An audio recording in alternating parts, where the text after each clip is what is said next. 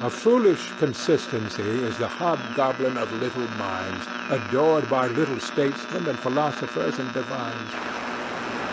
If a man does not keep pace with his companions, perhaps it is because he hears a different drummer. A different drummer. And now, coming to you from dead center on your dial, welcome to Risk Parity Radio, where we explore alternatives in asset allocations for the do-it-yourself investor. Broadcasting to you now from the comfort of his easy chair, here is your host, Frank Vasquez. Thank you, Mary, and welcome to episode 101 of Risk Parity Radio. Today on Risk Parity Radio, it is time for our weekly portfolio reviews of the 6 sample portfolios that you can find at www.riskparityradio.com. But we do have a couple things to do before that. First off, I want to thank Matthew G., who is our latest Patreon patron. You can become a Patreon patron by going to the support page at the website, www.riskparityradio.com. And if you donate there, that money there is going to a charity.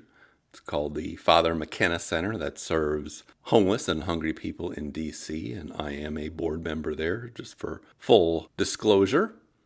But if you do that, you will get my eternal gratitude. Yes! And if you order now, you will go to the top of the email list, so your email will get answered relatively soon after you send it.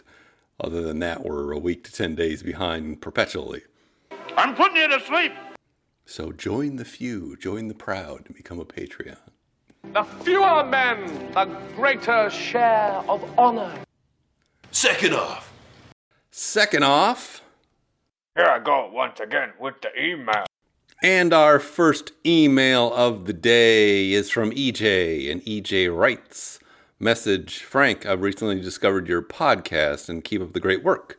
Forgive me if this has already been discussed, but could you explain the rationale for including both TLT and EDV for long-term treasury coverage in some of the models? In other words, if one is comfortable with the zero coupon nature of EDV, why not use it exclusively over TLT with a slightly lower allocation percentage? Thanks, and look forward to hearing from you. Well, I suppose you could do that, but there's a couple warnings I should give you about EDV. First of all, it doesn't quite work as reliably as TLT. When I've tried to backtest it and then used it over a few years, sometimes it moves about the same as TLT, and sometimes it moves up to 1.5% in the direction that TLT is moving. So it's kind of like TLT on steroids, but you're never quite sure what kind of shot of steroids it got that month. So be wary of that. The other issue is that it has a large bid-ask spread. So you really need to put a limit order if you're buying that, because it often can be 20 or 30 cents between the bid and the ask, as opposed to TLT, which is generally a penny and it's very liquid.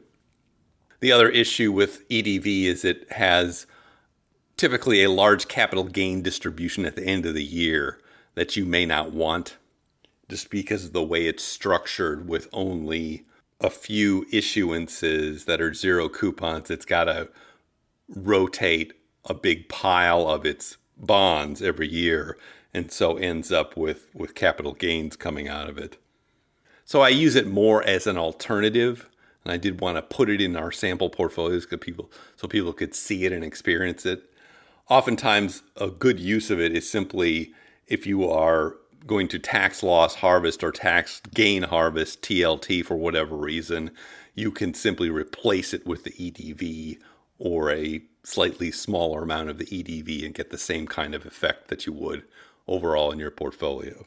So it is kind of a backup option, if you will. Ain't nothing wrong with that. And thank you for that email.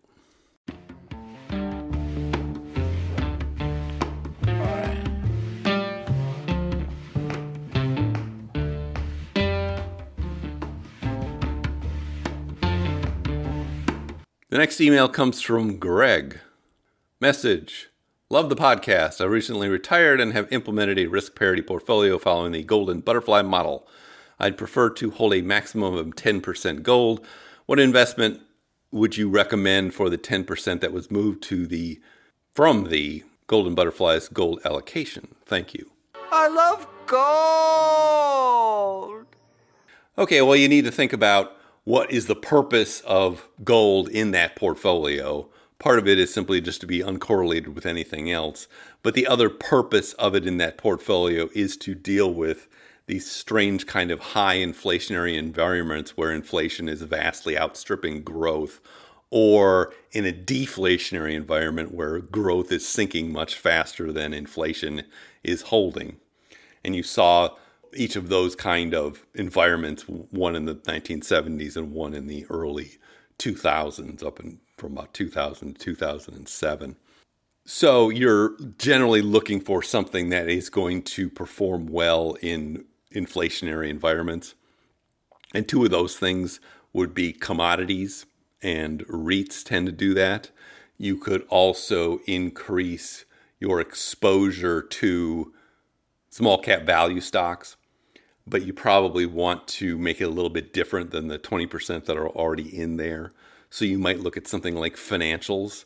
Banks and insurance companies do well in inflationary environments because they collect a lot of money and then they don't have to pay it out until later. And so they're collecting with today's dollars and paying in tomorrow's dollars. And that's a good environment if you're in an inflationary environment, particularly for insurance companies. Energy is another area where you might focus. So you might look at those types of things, either a focused energy fund like XLE, a focused financials fund like XLF, or you could go into actual insurance company funds. One of them I'm aware of is called KBWP, if I'm not misquoting it. That fund is more interesting for its components, which you could buy individually if you're so inclined, although that's a lot more work. That's property and casualty insurance companies like Progressive and Allstate and all those. Alles klar, Herr Kommissar.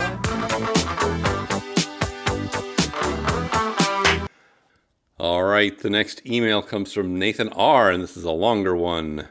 Nathan R. writes, "Hello, Frank. I absolutely love the podcast. I discovered you from your Tuesday appearance a couple months ago, and have since listened to all your available episodes." Woohoo! Yeah, baby, yeah! It's been fun hearing the progression from your earlier episodes with more sound bites added over time. I disagree with the listeners who suggested you cut down on the sound bites. Au contraire. I laughed out loud when I heard the Nicolas Cage Wicker Man clip with the bees when talking about uncomfortable stock market volatility. And in case you missed that. Well, what is that? What is that? What is it? Oh, no, not the bees! Not the bees! Ah! I am currently in my accumulation phase and will be for approximately 20 more years. I currently hold a 100% stock portfolio. After listening to your show, I'm trying to plan ahead so that I can transition my accumulation portfolio to a risk parity style drawdown portfolio without major tax consequences from selling to rebalance. My 401k has limited options and I can rebalance without tax consequences, so I don't scrutinize that as much. Most of my savings go into a brokerage account with Vanguard, where I made a setup routine auto purchases of VTSAX and VTIAX, or VTI and VXUS, at an 80%/20% ratio. I plan on rebalancing over time by using the new money rather than selling to avoid the tax. I'm not dogmatic about these two funds, but really want to keep my number of funds to a minimum for simplicity. When I'm 5 to 10 years out from my drawdown stage, I figure I would begin buying gold, non-Vanguard account, long-term treasuries, and some REITs to transition to a risk parity style portfolio. I wanted to get your opinion on the stock fund choices and strategy. Any tweaks or tips that you would offer? You don't seem to discuss international stock funds as part of most of the portfolios you discuss. I was also very curious to hear more about how you transitioned your own portfolio over time from accumulation to a risk parity drawdown portfolio. I believe I heard you use a version of your golden ratio portfolio for your personal accounts now that you're retired. Did you transition to this over a long time period or make the transition more suddenly? Anything that you have done differently or would have done differently in your investing career? Thank you very much for the great podcast and considering my email. Well, thank you for that email. It raises a few interesting questions and allows me to babble on about myself, which is always welcome. You are talking about the nonsensical ravings of a lunatic mind. So, as to accumulation portfolios or 100% stock portfolios, the first thing we should keep in mind is the macro allocation principle from the Book of Jack. Book of Jack is Common Sense Investing by Jack Bogle. And in particular, in chapters 18 and 19, he discusses this principle where he lays out that for any reasonably well-diversified portfolio, it is the macro allocations, the stock, bond, other, that is going to drive the overall return for the portfolio, which gives you the corollary that all reasonably well-diversified 100% stock portfolios are going to perform about 90% plus the same. 94% plus the same is what he says. And the differences are likely going to be random for that particular decade, which you cannot predict. So, for instance, last decade was very good for large cap growth funds and VT-SAX type total market funds, which are a lot of large cap growth. And it wasn't very good for small cap value. There's been other decades that have been good for small cap value, other decades that have been good for international or better for international, like the period between 2000 and 2010. As for your ability to predict that next is pretty much nil. So your best strategy is to pick something you are comfortable with and stick with it for your stock portion, whether that's going to be a 100% accumulation portfolio to begin with or something else that is more conservative as you accumulate. I want you to be nice. With 20 years out, you certainly have a lot of future cash to invest, and think about your portfolio in that way, that I not only have my portfolio today, but if I'm putting in maybe $20,000 a year for the next 20 years, that's another $400,000 that's going in there that's essentially in cash right now. And so you can see why it's important to get that money into the highest yielding assets with a reasonably likely return, which ends up putting you in stock funds. You need somebody watching your back at all times. So your 80-20 international US international is a very standard portfolio. It's a very good portfolio. What we certainly like about it is the low expense fees, which is one of the other things that is hammered upon in the Book of Jack. These go to 11. As to what a portfolio that I would prefer these days, I like a portfolio that is 50% large cap growth, represented by a fund like VUG at Vanguard, and 50% small cap value, represented by a fund like VIOV. And the reason I like those things is they are of these large diversified funds, those are the two least correlated. They are about 75% correlated in the last Morningstar report that came out about correlations of funds. And it's interesting that small cap value stocks are actually less correlated to US large caps than your international funds. It's an oddity these days. I think it's partially because of globalization. I don't really know. I can tell you that, 25, 30 years ago, international stocks were much less correlated with US stocks than they are today. But if you look inside those big international funds, a lot of them are big companies like Nestle that are selling worldwide and big banks that are doing business worldwide. And so I think that has contributed to the overall correlations between those things. The kinds of international stocks that I find the most interesting, or I should say international funds, are ones that are focused particularly not on the global companies, but on things that are doing business in domestic economies. And I've really only found a couple of good ones these days.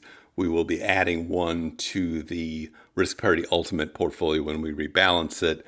It's what's called Chinese A shares, and it's basically companies that you can really only buy on the Chinese Shanghai Stock Exchange and that are mostly doing domestic business in China. And so those tend to have correlations with the US stock market of only like 0.2 or 0.3, which is really uncorrelated for two stock funds. That's what international funds looked like back in around 1990. And so that is the sort of thing that would really be helpful in terms of diversification, because they also have a relatively high rate of return. I'll improve on your methods. I don't think it's necessary to have that, but just so you know what I'm looking at, I'm always looking at the correlation or lack thereof when I'm looking at two funds. And if they're very highly correlated, I'm probably just going to pick one of them and not both of them. And that keeps your portfolio simpler. As to how I got to where I am today and when I transitioned, I started doing on this kind of research back in 2010, really right after the great financial crisis and my negative experience with tips and wondering why that didn't work out so well. But I also wanted to think about what were a good way to construct a portfolio that would withstand those kinds of dislocations.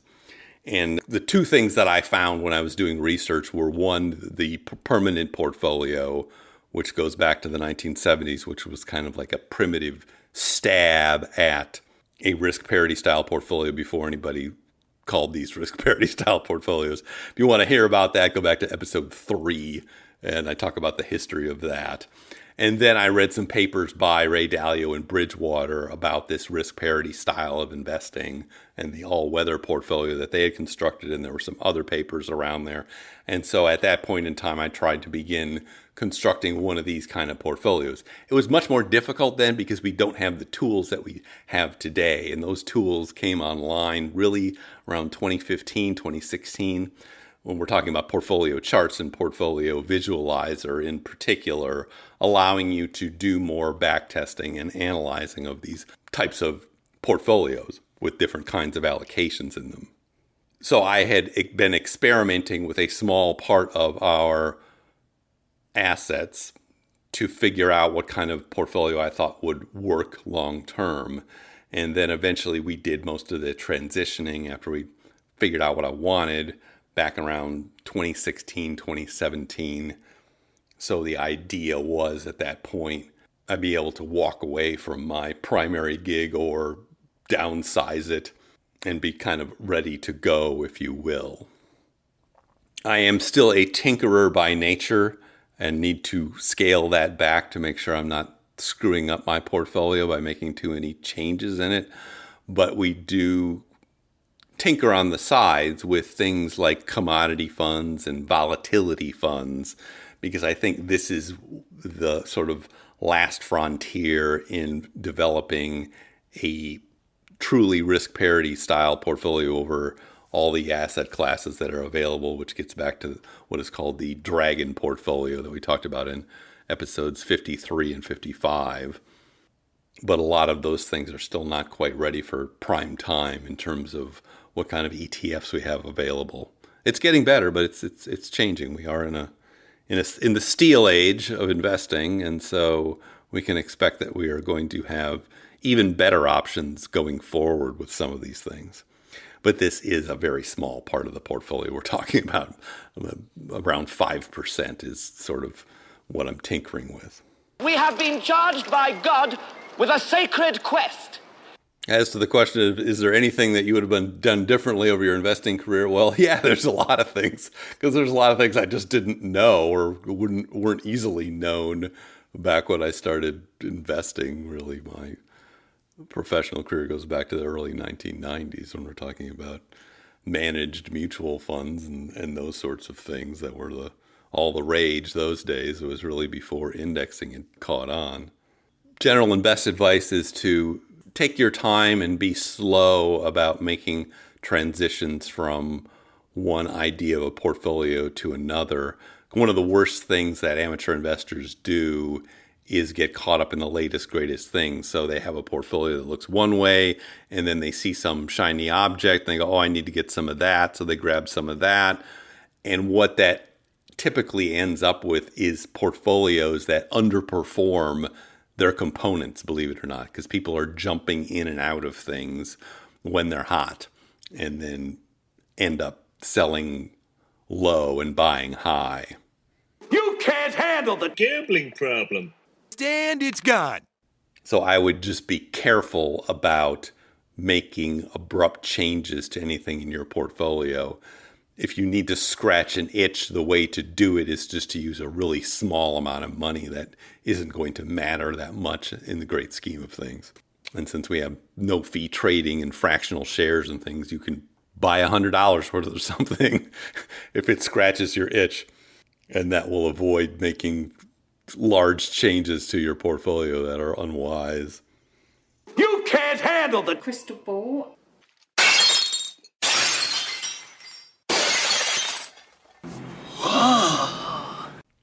But thank you for that email. And the next email comes from Scott. And Scott writes, thanks a ton for your content. It's really eye-opening. I was wondering if you had a link to an article or podcast that goes into depth about the recommended portfolios for the accumulation phase. Thanks again. Well, I suppose, no, I really don't, other than I can link to the portfolio charts page of sample portfolios. And the reason I don't is I believe this area has been plowed over and under by so many other people, and that I don't have a whole lot to add to it. So whether you start with something like the J.L. Collins approach, Simple Path to Wealth, have one total stock market fund, you go to a Merriman 4-fund approach or a Merriman Ultimate approach, any kind of all equity portfolio, like I said in answer to the last question, is likely to perform about 90% plus the same as any other all equity diversified portfolio. The only way that you get something different is by having a concentration in a particular area, and then you are taking on the risk of that concentration. So for instance, if you concentrate in tech, the last 10 years have been great, you made a lot of money. You can actually feel the energy from your ball by just putting your hands in and out. But if you had that portfolio starting in 1998, going to 2010, that would look really ugly.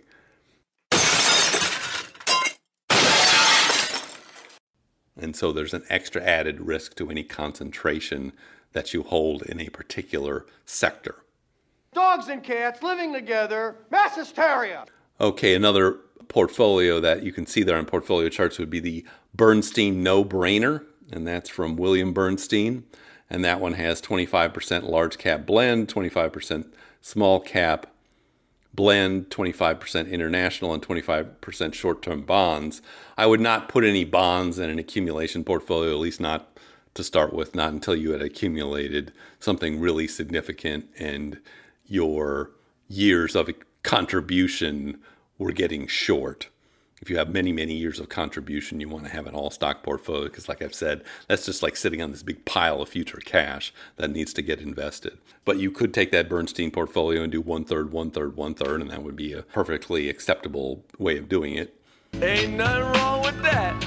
As I've said, I have a preference for a 2-fund portfolio that's large cap growth and small cap value. And the reason I have a preference for that is because I see those two large sub-asset classes as being the most diversified from each other that you can get with big index funds. So that seems to cover all of the ground of these more complicated portfolios in a simpler way, in my mind. Everything is going as planned. And if you look at the calculations, it's pretty much the same as well. I honestly think that you only really need between 1 and 4 index funds in your accumulation phase. You are correct, sir. Yes! And whether you want something more is more of a personal preference or interest than a necessity. And it's through the candle that you will see the images into the crystal. I do think people do spend way too much time obsessing over what's in their accumulation portfolio, particularly at the beginning of their investing journey, that really what we ought to be advising our beginning investors is just put it all in one index fund and get something significant in there, like about $100,000 or your annual salary. Get in the habit of the earning, saving, and getting the money into investing. You don't need to worry about the details of the investments until you have something significant to work with. And there's a great article from Michael Kitces about this, the 4 phases or 4 stages of your investing life. And they are earning, saving, the investing, and then preserving your investments or managing your investments. The first part of it is all about the earning and saving, and what you invest in is almost irrelevant until you have something significant accumulated.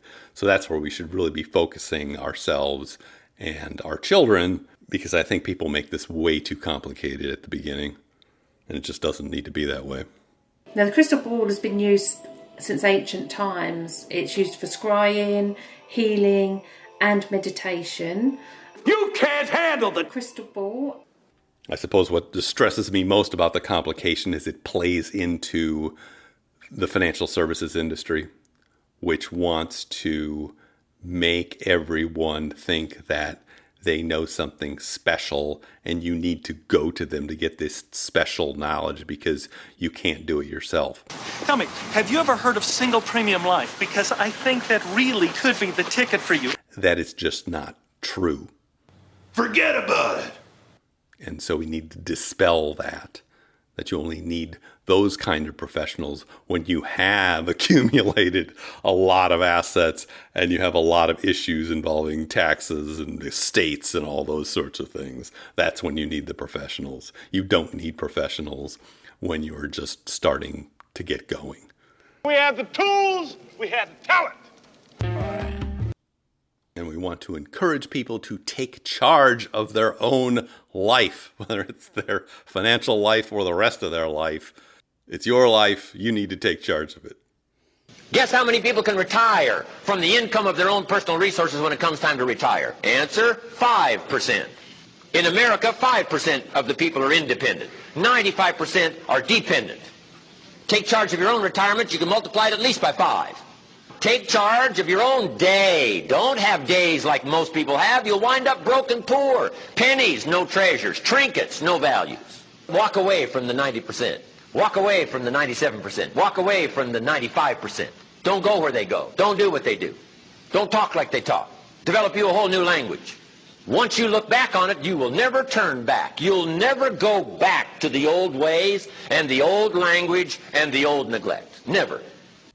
All right, that's enough on that soapbox. And the last email today is from David H. David H. writes, "Good morning, Frank. I'm a big fan and really enjoy listening to your podcast. I am 57 and have approximately $825,000 in tax-deferred accounts.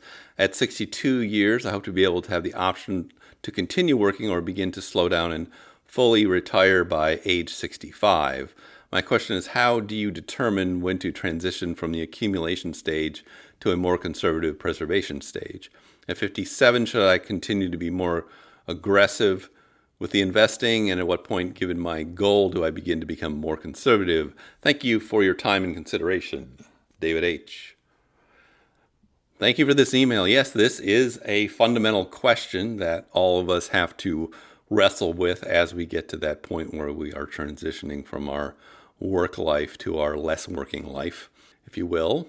If it's all the same to you, I'll drive that tanker. And so I think the process needs to start with evaluating your expenses. So the first thing we need to start with is our financial goals, and we get to that by what our expenses are. So how do we know if we have enough? We know by starting with the expenses. That is what we have the most control over. And so you need to sit down and try to estimate what that's going to be. Usually it's going to be less than what you're spending now for most people, but that's what you start with. Now, once you figure out and get a good estimate of your annual expenses, then you would deduct any pensions or Social Security or whatever else you expect to come out of that, or to cover that rather, because then that gets you a number that needs to be covered by your investments. and we multiply that number by 25, which corresponds to the 4% rule, that ought to be a conservative approach to this. I know there are people who are espousing now we need to be 3% or 3.5% or something less. I don't see the point in that. I think you're just going to keep a lot of money locked up and not be spending it if you have that approach. And that also implies that you can't construct a portfolio that'll give you better than 4%. I think these risk parity style portfolios are likely to do that just as they have for many past decades. We have the tools, we have the talent. So I think 4% is actually a conservative number to use, particularly when we're talking about people in their 60s. All right, so you multiply that remaining expenses to be covered, annual expenses, by 25, and that gives you the number you need to have in your portfolio, roughly. So, well, how do you figure out have I won the game or not? Well, obviously, if you already have that much money, you've won the game and you can transition anytime you want. But then the next question is, well, if I have this amount of money, what can I expect that to look like in 5 years or so, or 7 years or so? And for that, you're going to need to make an estimate of your returns. And so the idea here is, well, if I did convert this to some kind of conservative portfolio that's only returning, say, 5% annually or 7% annually, which is less than a risk parity style portfolio that we talk about would be returning for the most part, because you figure that an all stock portfolio over decades of time returns over 10%, a risk parity style portfolio that we talk about here, or like a 60-40 portfolio over time, returns 8 to 9%, and that is not adjusted for inflation. That's the nominal rate. But what if we took a smaller number? So what if you have $825,000 and you're thinking about retiring in 5 years? If you were to project out what a 5% return on that money would be, it would get you to $1,052,000. If it was a 7% return, it would get you to $1,157,000. And then the question is that the same as the number that you were looking at that you calculated? And if it is, you're already there. And so you can transition your portfolio whenever you would like. And in fact, there are many advantages to transitioning earlier rather than later, because it gives you peace of mind that even if something were to happen, this is still going to grow into that amount over that short period of time. I think once you get further out than 5 years or so, it's harder to project these things unless you are actually at your number. You keep using that word. I don't think it means what you think it means. But that is the basic process that I would follow. The other thing to consider, though, is whether your portfolio is at or near an all-time high, because that's when you want to make the transition. You don't want to be making transitions when the portfolio has dropped 40% like it did in March of 2020 if you had an all-stock portfolio. So that also puts a little more imperative on making sure that if you've got to that number, it's time to transition and go ahead and do it. And don't wait for something bad to happen. Because the worst thing that can happen to you if you don't transition, and what you're trying to avoid here, is having a stock market crash before you make your transition, before you readjust your portfolio to a drawdown portfolio. Because then you're just going to have to work longer and hope the thing recovers, which could take up to 13 years as it has in the past. You can see how undesirable that is. And that compares with a risk parity style portfolio, which typically has a maximum drawdown in time frame of only 3 or 4 years. Yeah, baby, yeah! And with that, we have concluded our email extravaganza for today.